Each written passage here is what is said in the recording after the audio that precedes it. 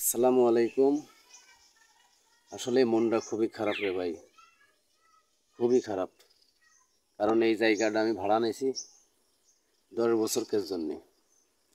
তো এইখানে আমি দোকান টোকান করে ব্যবসা করব। আসলে আমার এই কারখানার ব্যবসা এখন এখানে ভালো চলতেছে না। তা ভাবলাম যে সামনে যে দোকান দেখা যাচ্ছে, এই দোকানটা উঁচু করে একটা দোকান করতে চাইছিলাম ভালো করে, যে এই দোকান থেকে কিছু ইনকাম হলে আমার সংসারটা চলবে না। গরিব মানুষের ভাই শান্তি নেই। এই জায়গাওয়ালা আমার এই দোকানটা করতে দিল না। আমি ভাড়া দিচ্ছি, সব দিচ্ছি, কিন্তু আমার এই জায়গায় দোকানটা করতে দিলে না। তো গরিব মানুষের আসলেই কোনো জায়গায় যে শান্তি নেই রে ভাই। গরিব মানুষের মেলা কিছু সমস্যা।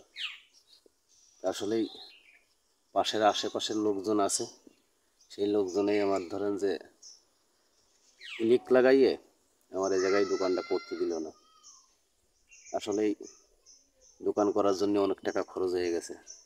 কাঠ মাঠ দিয়ে, বাঁশ টাস দিয়ে অনেক কিছু কিনেছি, কিন্তু এখন সে সবই আমার লস হয়ে গেলে, এখন আমার কিছুই করতে দিল না। আসলে গরিব মানুষের কি ভাই, শান্তি নেই, শান্তি নেই ভাই, কোনো জায়গায় শান্তি নেই। কিছু করে খাওয়া, কোনো শান্তি নেই। আমার তো নিজের জায়গা না রে ভাই।